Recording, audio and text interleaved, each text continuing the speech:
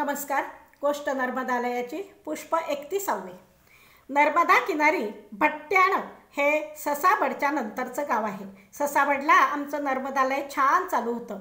भट्ट्याणला एखादं नर्मदालय असावं अशी माझी फार दिवसांपासूनची इच्छा होती. आम्ही अनेकदा प्रयत्न पण केले, पण काहीतरी अडचणी येत राहिल्या. या भट्ट्याण गावात संत सियाराम बाबा खूप प्रसिद्ध आहेत. तसेच तिथे स्वामी चैतन्यगिरी महाराज पण राहतात असं समजलं. ते गावकऱ्यांना वेदांत शिकवतात असंही कळलं. मी आश्चर्यचकित झाले. एवढ्याशा गावात वेदांत कोण बरं शिकत असेल? माझी उत्सुकता ताणली गेली. एक दिवस मी दिग्विजय आणि गोलू त्या स्वामीजींना भेटायला गेलो. थोड्या उंचीवर पण अगदी नर्मदा किनारी असलेल्या त्यांच्या आश्रमाच्या वाटेवर भरपूर झोपड्या होत्या. त्या झोपड्यांच्या अवतीभोवती काही उघडी नागडी मुलं खेळत होती. आमच्या गाडीत कुणीतरी पाहुण्यांनी दिलेली चॉकलेटची बरणी होती. त्या मुलांना पाहून गोलूने विचारलं, दीदी ही चॉकलेट्स या मुलांना वाटू का? मी होकार देताच गाडी बंद करून तो खाली उतरला आणि त्या मुलांना चॉकलेट्स वाटू लागला. आम्हाला सुरुवातीला 5-6 मुलं दिसली होती, पण चॉकलेट्स वाटायला सुरुवात झाली आणि जवळजवळ 100-125 मुलं भराभर मुंग्यांसारखी तिथे जमली. शाळेत जाता का रे? या माझ्या प्रश्नाच्या उत्तराला सगळ्यांचाच नकार होता. का जात नाहीत? यासाठी काही उत्तर त्यांच्याकडे नव्हतं. स्वामीजींचा आश्रम तिथून जवळच होता. मुलं आमच्या मागे आश्रमात पोहोचली. तिथे गावातले काही जण गीतेचा 6वा अध्याय शिकत होते. त्यांच्या वेदांत वर्गाचं मला कौतुक नक्कीच वाटलं, पण जवळच राहणारी 100-125 मुलं शाळेत जात नाहीत त्याचं वाईटही वाटलं. स्वामीजींशी बोलताना ही खंत मी व्यक्त केली. ते म्हणाले, मलाही ते सगळं जाणवतं, पण काय करणार? ही दर 2-3 वर्षांनी स्थलांतरित होणारी वनवासी जमात आहे. शेतकऱ्यांकडे सालदार म्हणून यांचे आईवडील काम करतात. काही ऊस, कापूस आणि मिरची तोडणीचं काम करतात. यांच्याकडे मुलांची जन्म प्रमाणपत्र अथवा आई वडिलांचे आधार कार्ड, रेशन कार्ड अथवा निवडणूक ओळखपत्र काहीच नाही. त्यामुळे सरकारी अथवा खाजगी शाळेत यांना प्रवेश मिळत नाही. पण त्याहून महत्त्वाचं म्हणजे आई बापही यांना शाळेत पाठवू इच्छित नाहीत, कारण लहान असले तरी हे कमावणारे हात आहेत. आज सोमवार, बाजारचा दिवस, म्हणून ही मुलं तुम्हाला घरी दिसत आहेत. यांनी शिकलं तर पाहिजे, त्यांना किमान लिहिता वाचता आलं पाहिजे. काय करता येईल? ही मुलं शेतात मजुरी करून किती वाजता परत येतात?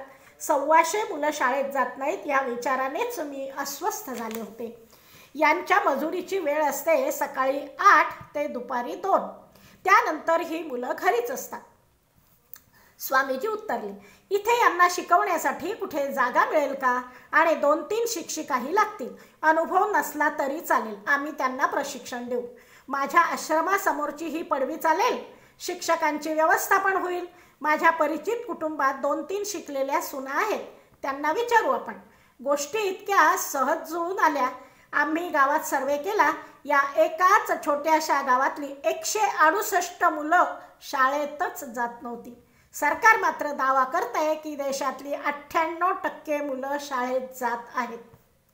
चैतन्यगिरी महाराजांच्या आश्रमात आमचं नर्मदालय सुरू झालं. 125 मुलं तिथे दुपारी 3 वाजता नेमाने शिकायला येऊ लागली. शिक्षिकांचे प्रशिक्षण सुरू झालं. एक दिवस दुपारी मी तिथे पोहोचले तर काही मुलं आपसात मस्ती करत होते. तिथे तारेचं कुंपण नव्हतं. मी घाबरलेच. मस्ती करता करता यापैकी कुणी नदीत पडलं तर? त्या विचारानेच मी अस्वस्थ झाले. उगीचच वाढीव काम होऊन बसेल. आपण चांगल्या भावनेनं मुलांना शिकवू इच्छितो आहे, पण मुलं खाली पडली, वाहून गेली तर भलतंच काहीतरी होऊन बसेल. नको नको ते नर्मदालय नको, आणि कुठली जोखीम पण नको. मी ताबडतोब ते विचार स्वामीजींना आणि त्या शिक्षिकांना बोलून दाखवला. ते म्हणाले, दीदी ही मुलं जन्मापासून नर्मदेच्या किनाऱ्यावर वाढतात. घरी कधी आंघोळ करतच नाही. यांना कसली आली खाली पाण्यात पडण्याची भीती? या सगळ्या मुलांना पाण्यात पोहताही येतं. तुम्ही निश्चिंत राहा. तरीही माझं मन मानेना. आपण दुसरी कुठली तरी जागा बघूया असा हट्ट मी धरला. शेवटी स्वामीजींच्या काही शिष्यांनी विचारलं, दीदी तुमच्या संस्थेचं लेटर रेड आहे का गाडीत? असल्यास जागेसाठी कर्ज लिहून द्या. उद्या ग्रामसभा आहे, आम्ही प्रयत्न करू. ग्रामपंचायत कदाचित काहीतरी मदत करू शकेल. आम्ही लगेचच जागेसाठी एक अर्ज लिहून दिला. मला वाटलं एखादी जुनी पडकी इमारत अथवा शाळेची वापरात नसलेली खोली मिळेल. दुसऱ्या दिवशी ग्रामसभा झाली आणि चैतन्यगिरी महाराजांच्या आश्रमाजवळचीच नागनाथ बेडी म्हणजेच टेकडीवरची जागा ग्रामपंचायतीने त्या गावातल्या मुलांना निशुल्क शिकवणार आहात या अटीवर आमच्या संस्थेच्या नावावर करून दिली. मला काय करावं सुचेना. जमीन घेऊन मी काय करणार? बांधायला पैसे कुठून आणायचे? आणि बांधलेच तिथे काही तर ही जागा काही वर्षांनी महेश्वर जलविद्युत प्रकल्पाच्या डूब क्षेत्रात जाणार. मग तिथे इमारत बांधून तरी काय उपयोग? जागा मात्र नितांत सुंदर होती. समोर नर्मदा माईचे विशाल पात्र. विशेष म्हणजे त्या जागेवर नागनाथांची एक मूर्ती होती. लोक म्हणत की ही नागनाथांची तपोभूमी आहे. मला हे नागनाथ कोण तेही ठाऊक नव्हतं. एका जुन्या तुटक्या ओट्यावर ती मूर्ती होती. माझी अगदी द्विधा मनस्थिती झाली होती. ही जागा परत करावी का? पण समोर असलेल्या नर्मदा माईच्या विशाल पात्राचा मोह देखील सुटत नव्हता. काय करावं समजेना. महाशिवरात्रीच्या दिवशी मुंबईहून देशपांडे ताई आल्या. त्यांच्याबद्दल ऐकलं बरंच होतं, पण त्यांचा माझा पूर्वपरिचय नव्हता. मी त्यांच्याबरोबर भट्ट्यांला नर्मदाबाई आणि शंकराच्या दर्शनाला गेले. वाटेत नागनाथ बेडीची टेकडी जागा लागली. मी म्हणाले, जागा मिळाली आहे आमच्या संस्थेला, पण शाळेची इमारत बांधण्याचा खर्च मला झेपणारा नाही. ताई म्हणाल्या, काळजी करू नकोस, करू आम्ही व्यवस्था.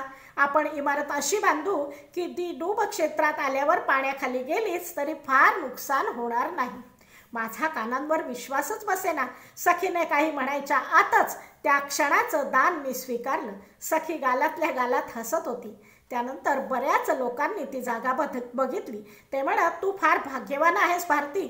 मला ते ऐकून गंमत वाटायची. त्या शाळेत शिकण्याची संधी मिळणारी मुलं अधिक भाग्यवान आहेत. त्यांच्या भाग्याने आम्हाला ही जागा मिळाली. अन्यथा माझ्या एकटीसाठी थोडीशी जागा मिळाली असती. शाळेच्या बांधकामासाठी जमीन समतल करण्याचं काम सुरू झालं.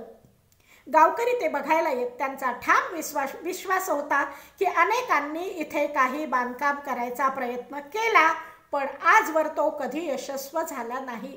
एकदा कुणीतरी JCB आणली तर तिच्या समोर म्हणे नागाची एक भली मोठी जोडी येऊन बसली.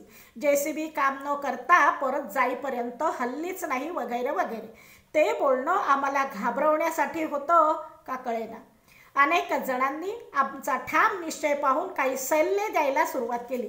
त्यातल्या एका सल्ल्याच्या मी जरा मोहात पडले.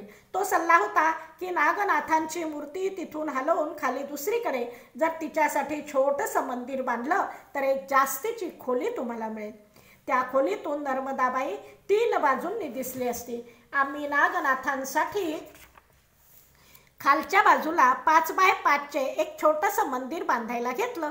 त्यांना नवीन मंदिरात स्थानापन्न केल्यानंतरच शाळेचं बांधकाम सुरू करायचं असं ठरलं. धन्यवाद.